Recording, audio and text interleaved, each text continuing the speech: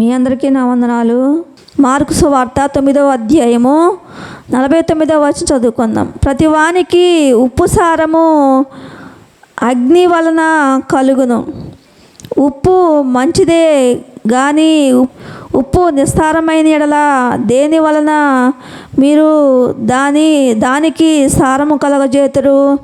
మీలో మీరు ఉప్పు సారము గలవారై ఉండి ఒకరితో ఒకడు సమాధానకరముగా ఉండుడని చెప్పెను. దేవుడు ఇక్కడ ఏమంటాడో, మన మాటలు ఉప్పు వేసినట్లు ఉండాలంట.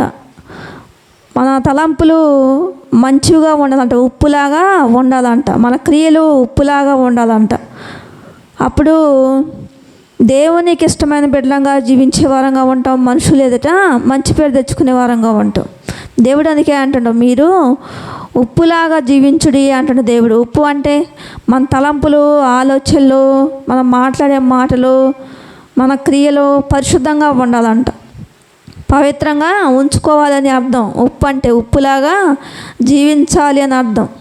అందుకే దేవుడు అంటాడు, మీరు ఉప్పు సారం గలవారై మీరు జీవించుడి అంటాడు దేవుడు. అంటే మనం ఈ లోకానుసారమైన జీవితం జీవించే వారంగా ఉంటే మన తలంపుల్లో కానీ, మాటల్లో కానీ, క్రియల్లో కానీ, మనం చేసే ప్రవర్తన కానీ మంచిగా లేకపోతే దేవునికి కూడా మనం అపరాధులంగా, పాపాత్ములంగా దేవునికి అగపడే వారంగా ఉంటాం.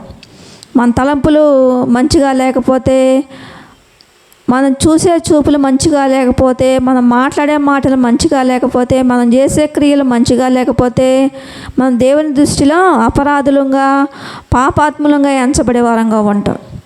మన తలంపులు మంచిగా లేకపోయినా కానీ, మన మాటలు మంచిగా లేకపోయినా కానీ, మన క్రియలు మంచిగా లేకపోయినా కానీ ఈ లోకం కూడా ఏమనిద్ది, వారి క్రియలు మంచిగా అనేవారుగా ఉంటారు, వారి బుద్ధులు మంచిగా అనేవారుగా ఉంటారు. అందుకే దేవుడు అంటాడు, కుటుంబ సభ్యుల మధ్య కానీ, బంధువుల మధ్య, స్నేహితుల మధ్య, ఇరుగు పొరుగు వారి మధ్య, పనికి వెళ్ళిన దగ్గర మన మాటలు ఉప్పులాగా ఉండాలంట. మనం చేసే క్రియలు ఉప్పులాగా ఉండాలంట. మనం చూసే చూపులు ఉప్పులాగా ఉండాలంట. మన తలంపులు ఉప్పు వేసినట్టు ఉండాలంట. అందుకే దేవుడు అంటాడు, మీరు ఉప్పు సారం గలవారై మీరు జీవించుడి అంటాడు దేవుడు.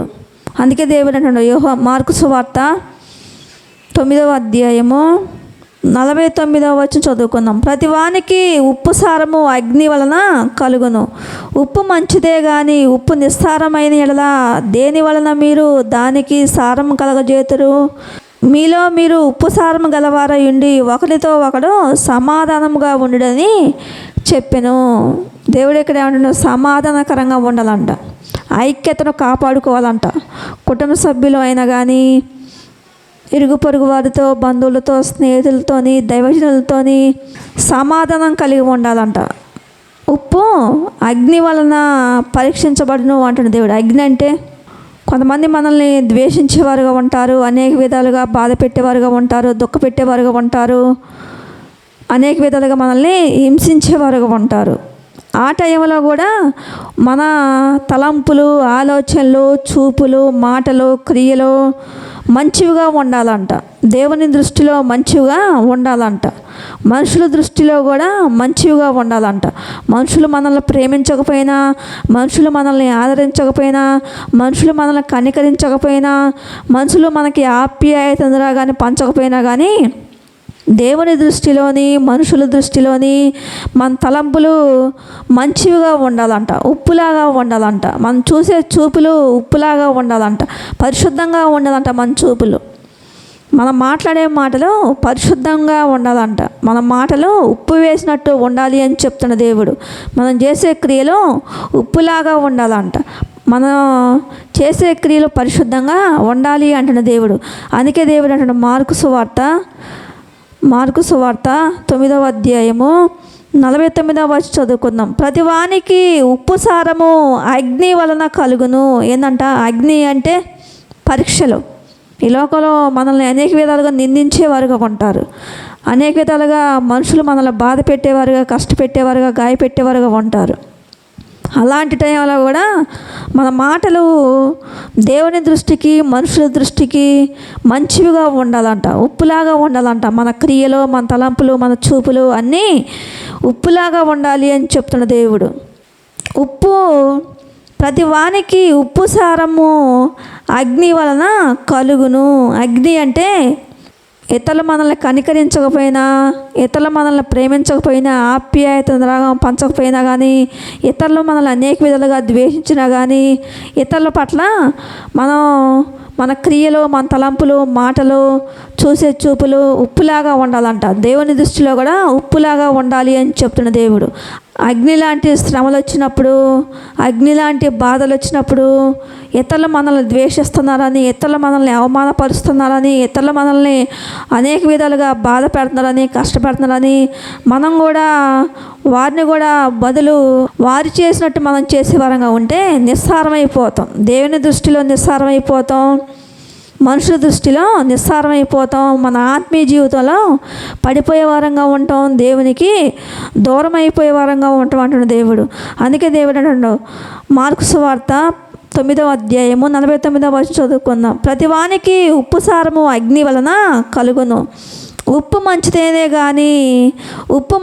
కానీ ఉప్పు నిస్సారమైన ఎడల దేని వలన మీకు దానికి సారం కలగజేతురు? మీలో మీరు ఉప్పు సారం గలవారై ఉండి ఒకరితో ఒకరు సమాధానంగా ఉండుడని చెప్పెను. దేవుడు ఇక్కడ ఏమంటే ఉప్పు సారం గలవారై ఉండాలంట.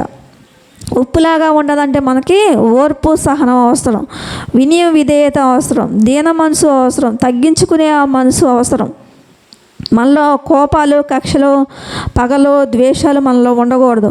ఇతరుల్ని ప్రేమించే మనసు, ఇతరులకి ఆప్యాయత, అనురాగాన్ని, మంచితనాన్ని పంచే మనసు మనలో ఉన్నప్పుడు ఉప్పు సారం గలవారమై జీవించే వారంగా ఉంటాం.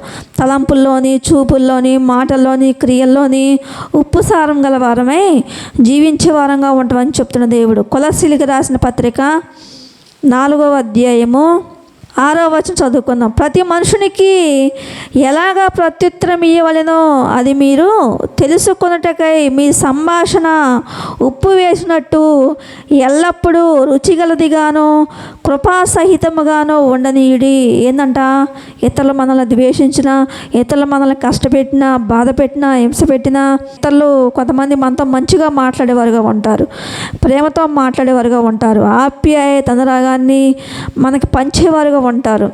అలాంటి వారితోని మనం మంచిగా మాట్లాడాలంట. ప్రేమను పంచకపోయినా కానీ దేవుని దృష్టిలోని, మనుషుల దృష్టిలోని మన తలంపులు, ఆలోచనలు, చూపులు, మాటలు, క్రియలు ఉప్పు వేసినట్లు ఉండాలి అని చెప్తున్న దేవుడు. మన మాటలు కృపాసహితముగా ఉండాలంట. కృప అంటే మన మాటల్లోని, మన తలంపుల్లోని, మన చూపుల్లోని, మన చేసే క్రియల్లోని జాలి, దయ, కనికరము, ప్రేమ, ఆప్యాయత, అనురాగము, మంచితనాన్ని ఇతరులకు పంచేవారంగా ఉండాలి అని చెప్తున్న దేవుడు. మన తలంపుల ద్వారా, ఆలోచనల ద్వారా, చూపుల ద్వారా, మాటల ద్వారా, క్రియల ద్వారా మనం ప్రేమను పంచేవారంగా ఉండాలి అని చెప్తున్న దేవుడు. దేవుడు అందుకే అంటాడు, మీరు మీ మాటలు ఉప్పు వేసినట్టు ఉండాలి అంటున్న దేవుడు. ఉప్పులాగా మనం జీవించే వారంగా ఉండాలంట. దేవుడి కొద్ది మాటలు దీవించును గాక. ఆమేన్.